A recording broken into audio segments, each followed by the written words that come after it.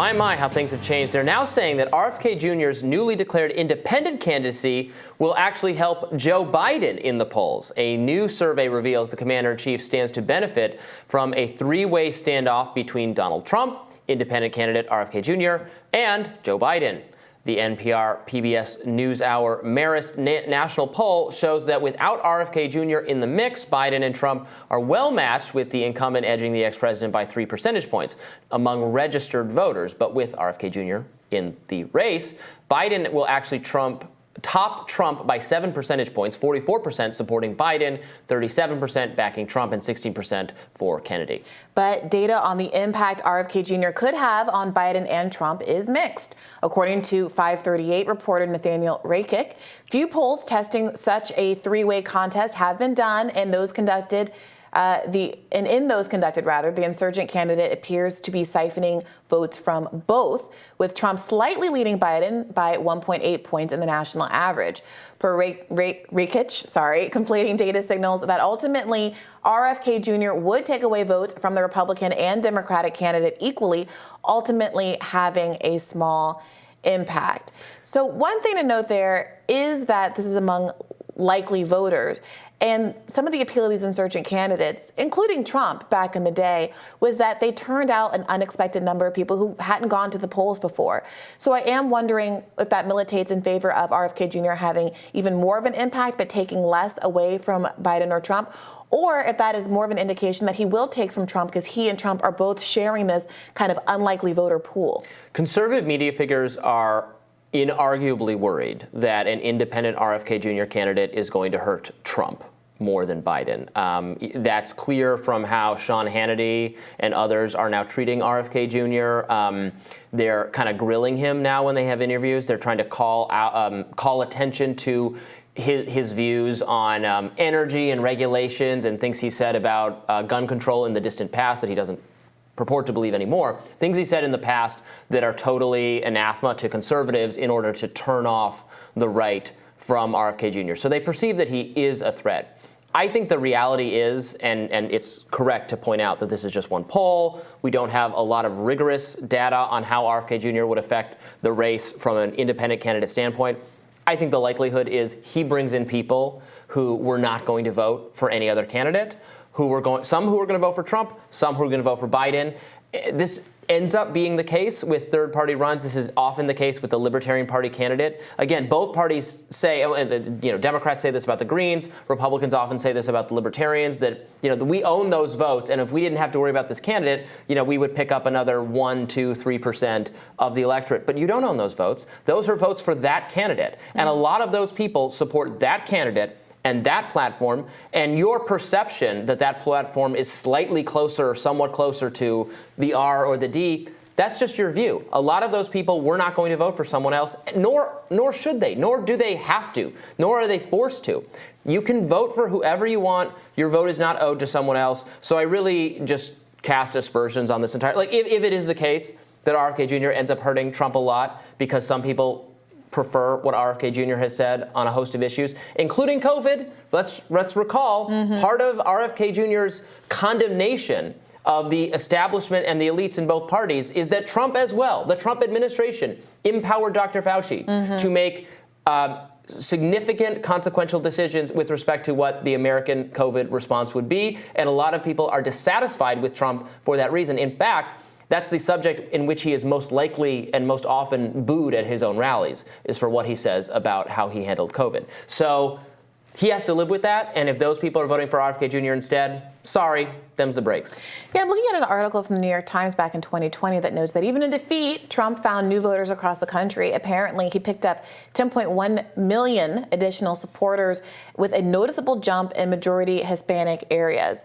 And so I think that's an interesting cohort to watch. I haven't seen very many ethnic or really very many regional, frankly, breakdowns of where RFK Jr.'s audience is. So, for example, if the Democratic coalition tends to depend more on a base of black voters, women voters, and the like, and those people are less likely to flip to RFK Jr. for various reasons, then maybe that's part of why Biden might be less impacted than someone like Donald Trump. If RFK Jr. is already not having much of an impact in the Hispanic community or the black community or among women voters, that will make a big difference. And the fact that abortion is such a key player here, with Donald Trump, being, frankly, it's weird to say this given that it was the Supreme Court appointments that obviously overturned Roe, but he has been softer, shall we say, on the issue. He has had some awareness that being hardcore on abortion is not good politically as compared to some of his cohort in the Republican Party. Still, compared to Biden and RFK Jr., he is the zealot in the group, and I do wonder if that's going to hurt him in the three-way race as well.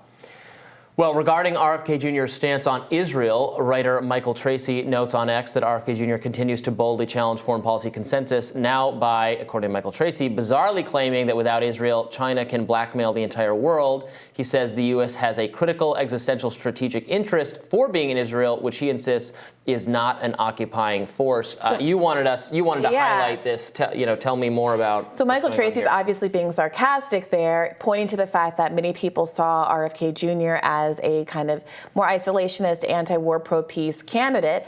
But in some recent remarks, he opened them by saying, of course I'm pro-peace. Everybody's pro-peace, but if your starting position is everybody's pro-peace, then that doesn't really speak to you distinguishing yourself among a crowded field. Everyone is definitely not pro-peace. And I think statements like the ones he's made on Israel, denying what at this point is just commonly accepted understanding of Israel being an apartheid state, of Gaza being an occupied territory, a failure to acknowledge that, and also some of these saber-rattling statements about China are increasingly indicating, I think, to voters that he is not necessarily who he represented himself as being as a peace candidate in the first instance. And oddly, the geopolitical realities that have emerged over the course of the last 10 days, I think just don't bode very well for his campaign, because that really was what was drawing in a lot of support for him, especially on the left, I would say. The left was willing to overlook a lot of stuff if he were sincerely an anti-war candidate. And being progressive, except for Palestine, is just not the move it used to be maybe 5 or 10 years ago. It's also not a move, frankly, that seems well tailored to me to bring in a lot of new people from the right, frankly, because there are, now don't get me wrong, there are certainly people on the right for whom supporting Israel is extremely important, and for supporting Ukraine and supporting Taiwan against China, for having a more hawkish and muscular foreign policy. Sometimes maybe it comes across like I'm entirely discounting their existence. They do exist. They're overrepresented in the leadership of the Republican Party. They're overrepresented on op-ed pages. They're overrepresented in cable news because they, for some reason, get to play the role of respectable conservative who participates in the discourse with the establishment liberals. But they do exist. I don't think those people, that's a really not gettable group of people, I think, for RFK Jr., frankly, because his heterodox opinions on other subjects, which many of them I admire and some of them I agree with, I think would turn them off anyway. So I suspect his views on the Israel-Palestine issue are frankly just very sincere and is how he thinks about the matter, and is not part of some strategy to win some new group of people. And so it just is what it is. Well, it is interesting. I don't know. I'm not going to weigh in on the sincerity, but notably, he just broke with his campaign manager, Dennis Kucinich, who, through his own long and highly respected career as a leftist, was known as someone who was very critical of Israel and the occupation of Palestine. So it did always seem like a bit of an uncomfortable fit. And the timing of this break does seem to speak, well, who can say? But some people have read into it an ideological break over this particular issue. And the closeness between RFK Jr. And certain advocates from the Zionist community, doing a lot of events with them, speaking in ways that are very much kind of AIPAC talking points, don't speak to a kind of organic support necessarily. It feels kind of stiff and forced, to be honest, when you're listening to him say it. Not forced like he doesn't want to say it, but forced like it's not natural coming out of his mouth. Like he is reading remarks or reading opinions that he maybe very much believes, but that he didn't kind of come up with and generate and synthesize on his own. And so who knows what's going on there with him. It doesn't seem, if it is sincerely held, I really hope it's sincerely held, because it would be horrible to lose a race because of an insincerely held opinion. But I think a lot of eyes are going to be on exactly what happens with this campaign, because the implications for the two major party candidates seem to be pretty significant. But I do appreciate that he's making the major party candidates sweat a little bit. I just like to see it, because I hate that we end up with this binary choice between two unappealing figures that most of the electorate wishes it was a choice. I mean, it's not confirmed yet what the choice is, but wishes it would be a choice other than Biden and Trump. Yeah. So to have those people have to work a little harder to win over a group of voters that are desperately looking for something else to grasp onto is I think a good exercise for democracy, frankly. Yeah. More Rising right after this.